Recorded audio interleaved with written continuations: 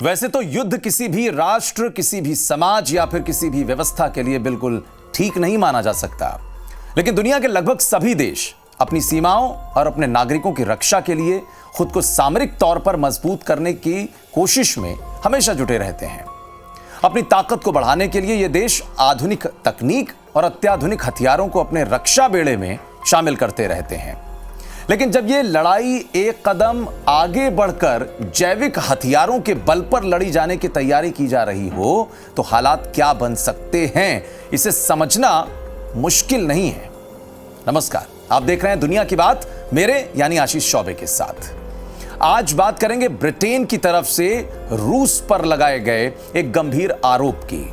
अब आप याद कीजिए चीन के वुहान शहर की वो लैब जहां से कोरोना वायरस निकलकर पूरी दुनिया में फैल गया। चीन भले या ना माने, लेकिन अमेरिका तो यही मानता है और अब दुनिया भी चीन को इसीलिए रोजाना कोसती भी है। दरअसल बात किसी वायरस के दुनिया भर में फैल जाने की नहीं, बल्कि बात दुनिया को एक जैविक हथियार की जद में लाने की है। और कोरोना को भी चीन की जैविक हथियार के निर्माण वाली सोच का एक हिस्सा बताया गया था। लेकिन अब जो बात ब्रिटेन ने रूस को लेकर कही है, वो कम चिंताजनक नहीं है। दरअसल ब्रिटेन के डिफेंस एक्सपर्ट्स ने एक चेतावनी दी है कि रूसी राष्ट्रपति व्लादिमीर पुतिन बेहद घातक इबोला वायरस को महाविनाश का एक हथियार बना रहे हैं, जो उनके जैविक हथियार प्रोजेक्ट का हिस्सा है। अब कहा यह भी जा रहा है कि रूस की खुफिया एजेंसी एफएसबी की यूनिट 68240 इस पूरे कार्यक्रम को ऑपरेट कर रही है, जिसका कोड नेम है टोलेडो। इसी यूनिट पर जहर देने का आरोप भी लगा है। खुफिया मीडिया रिपोर्ट्स की अगर माने तो एजेंसी की यूनिट 68240 इबोला और इससे ज्यादा खतरनाक मार्बर्ग वायरस पर शोध कर रही है। अब यह वायरस इंसानी जिंदगी को कितना नुकसान पहुंचा सकता है, बल्कि नर्क बना सकता है। संक्रमित होने पर इंसान के अंग काम करना बंद कर देते हैं, शरीर के भीतर बड़े पैमाने पर खून निकलने लगता है और इंसान मरने की तरफ बढ़ जाता है। रूस टोलेडो प्रोजेक्ट के तहत इस वायरस से जैविक हथियार बनाने के काम में लगा हुआ है। अब आप ये भी जान लीजिए कि इसका नाम जो है वो टोलेडो क्यों पड़ा। दरअसल टोलेडो स्पेन का एक शहर है जहां पर प्लेग फैलने की वजह से शमशान घाट में ये जगह तब्दील हो गई थी। और यही नहीं, साल 1918 में फ्लू की जो विनाश लीला हमने देखी, उसका सबसे ज्यादा असर अमेरिका के ओहियो के एक शहर में हुआ था, जिसका नाम भी टोलेडो है। संभवतः इसीलिए प्रोजेक्ट का नाम टोलेडो रखा गया हो।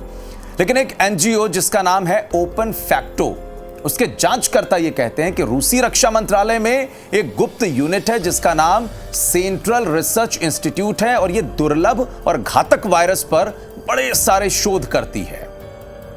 दरअसल मॉस्को में स्थित इस 48वीं सेंट्रल रिसर्च यूनिट का संबंध 33वें सेंट्रल रिसर्च इंस्टीट्यूट से है, जिसने जानलेवा नर्व एजेंट नोविचोक का निर्माण किया था।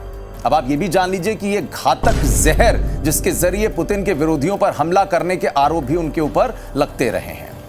48वीं रिसर्च यूनिट कथित तौर से अपना डेटा एफएसबी की यूनिट 68240 को भेजती है, जो टोलेडो कार्यक्रम को ऑपरेट कर रही है। अब कुछ मीडिया रिपोर्ट्स की माने तो यह भी कहा जा रहा है कि रूस और ब्रिटेन दोनों ही देशों की लैब जैविक और रासायनिक युद्ध कला का अध्ययन कर रही है। शायद यह एक बड़ी वजह है कि ब्रिटेन ने इस वक्त रूस के बारे में यह बात कह दी हो कि रूस ऐसा कर रहा है। लेकिन रूस इसमें सबसे आगे है, यह भी कहा जा रहा है। और इतना ही नहीं, मार्बर्ग जिस वायरस के बारे में हमने आपको जानकारी दी, वो एक ऐसा वायरस है जिससे संक्रमित होने पर 88% लोगों की मौत निश्चित है।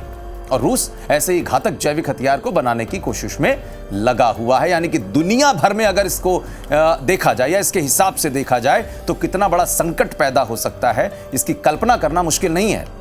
अब आपको यह भी बताते हैं कि करीब 3 साल पहले अमेरिकी थिंक टैंक वेलफेयर सेंटर की एक स्टडी के हवाले से यह कहा गया था कि उत्तर कोरिया जैविक हथियार बनाने में जुटा हुआ है। इस बात ने दुनिया के कई देशों की चिंताएं बढ़ाई।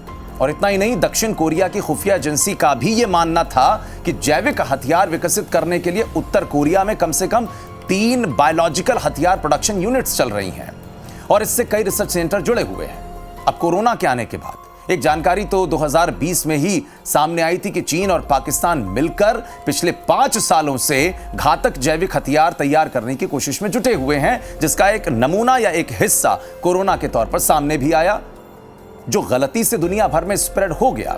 लेकिन सवाल यह है कि जैविक और रासायनिक हथियारों का इस्तेमाल करने की योजना के पीछे कौन से कारण हैं और मशीनरी हथियारों की इस लड़ाई के बीच केमिकल या फिर बायोलॉजिकल वॉरफेयर की तरफ दुनिया के कई देश क्यों बढ़ रहे हैं। दरअसल इसकी सबसे बड़ी वजह है कम खर्च, तेजी से प्रसार और लंबे वक्त तक इसका असर। अब रासायनिक और जैविक हथियारों पर शोध में भले समय ज्यादा लगता हो, लेकिन इन पर आने वाला जो खर्च है वो मशीनरी हथियारों के तुलना में काफी कम होता है। एक बार ऐसे हथियारों का इस्तेमाल अगर कर दिया गया तो ये सबसे बड़ी इंसानी तादाद को बहुत कम वक्त में निशाना बना सकता है। इसका असर तब तक रहेगा जब तक इससे जुड़ा कोई एंटीडोट नहीं आ जाता। अब इस बात को साबित करती है एक घटना का जिक्र भी यहीं पर करते हैं। दरअसल 7 अप्रैल 2018 को सीरिया की राजधानी दमिश्क के पास डूमा शहर है, वहां पर कथित रासायनिक हमले में 40 से ज्यादा लोगों की मौत हो गई थी, जिसका एक वीडियो सामने आया था जिसमें कुछ बच्चे सांस लेने की तकलीफ से जूझते हुए नजर आए थे। इस घटना ने सभी को सकते में डाल दिया था।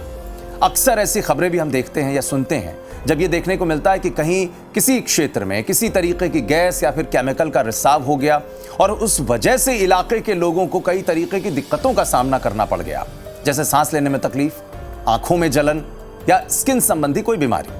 अब ठीक ऐसे ही जैविक हथियार यानी कि किसी तरह का ऐसा वायरस जो महामारी के तौर पर इंसान की जिंदगी को लील जाने की क्षमता रखता हो, यह अपने आप में मानव जाति के लिए सबसे बड़ा खतरा साबित हो सकता है। और न सिर्फ मानव बल्कि धरती पर रहने वाले जो जीव जंतु हैं उनके लिए भी एक तरीके का खतरा बन सकता है। वैसे तो हर हथियार ही तबाही लाता है और उसके नुकसान का एक पैमाना भी होता है, चाहे डायनामाइट हो, टीएनटी हो या फिर न्यूक्लियर हथियार, इनकी अपनी एक क्षमता होती है। लेकिन इनकी तुलना में केमिकल और बायो वेपन्स सबसे ज्यादा खतरनाक माने जाते हैं, क्योंकि इनकी मारक क्षमता ज्यादा होती है और आम लोगों को ज्यादा नुकसान पहुंचा सकते हैं। और इसका कोई खास टारगेट नहीं बल्कि आर्म्ड फोर्सेस ही इसका निशाना बने, ऐसा भी संभव नहीं। ऐसे हथियारों का दरअसल प्रभाव पूरे शहर पर पड़ जाए, किसी क्षेत्र विशेष पर पड़ जाए या पूरे देश में हो जाए तो कोई बड़ी बात नहीं है। अमेरिका ने भी, आपको बता दें कि वियतनाम युद्ध के दौरान दरअसल ऐसे ही केमिकल वेपन का इस्तेमाल किया था। वैसे जैविक हथियारों का इस्तेमाल कभी युद्ध में नहीं देखा गया, लेकिन अब विश्व के कई ऐसे देश हैं जो जैविक हथियारों को अपने बेड़े में शामिल करने के लिए शोध पर शोध कर रहे हैं। अब दूसरी तरफ आप देखिए परमाणु हथियार, चूंकि ये महंगे होते हैं, अब ऐसे में एटमी हथियार का इस्तेमाल एक बार किया गया जब अमेरिका ने हिरोशिमा और नागासाकी पर बम बरसाए थे। जहां तक बात जैविक हथियारों की है तो द्वितीय विश्व युद्ध और शीत युद्ध के समय अगर आपको याद होगा तो तरह तरह के जैविक युद्ध जैसे चेचक, एंथ्रेक्स या इसी तरीके के कुछ वायरसेस की खबरें आती रहती थीं। वैसे इनका प्रभाव कुछ सीमित देशों तक ही था, लेकिन कोरोना ने जैविक हथियारों की थ्योरी को एक बार फिर से बल दे दिया है। और इतना नहीं बल्कि रूस, चीन, ब्रिटेन, उत्तर कोरिया जैविक हथियारों पर रिसर्च कर रहे हों, बल्कि दुनिया में ऐसे हथियारों के शोध और इनके इस्तेमाल पर पाबंदी लगाने के लिए भी तमाम देश आगे आने लगे हैं, क्योंकि ऐसे हथियार दरअसल मानव सभ्यता के लिए बड़ा खतरा हैं, एक अभिशाप बन सकते हैं। जरा सोचकर आप देखिए कि चीन और भारत की आबादी दुनिया में पहले और दूसरे पायदान पर आती है, लेकिन कोरोना वायरस के आगे विश्व के विकसित और महाशक्ति कहे जाने वाले अमेरिका, फ्रांस, ब्रिटेन, जिनकी आबादी चीन और भारत के मुकाबले बड़ी कम है, फिर भी ये सारे देश खुद को कोरोना के आगे असहाय महसूस करते नजर आए, यहां तक कि इन्होंने घुटने टेक दिए। अब ऐसे में दुनिया ये सोचने को मजबूर हुई है कि अगर सचमुच में जैविक युद्ध छिड़ गया इस दुनिया के भीतर तो तबाही का मंजर कैसा होगा। इसीलिए यही समय सही है जब जैविक हथियारों से संबंधित प्रोटोकॉल और संधियों की पड़ताल को आगे आने दिया जाए। तो आज दुनिया की बात में बस इतना ही। दीजिए इजाजत और आप भी सोशल मीडिया के हर प्लेटफॉर्म पर हमें फॉलो करते रहिए। नमस्कार।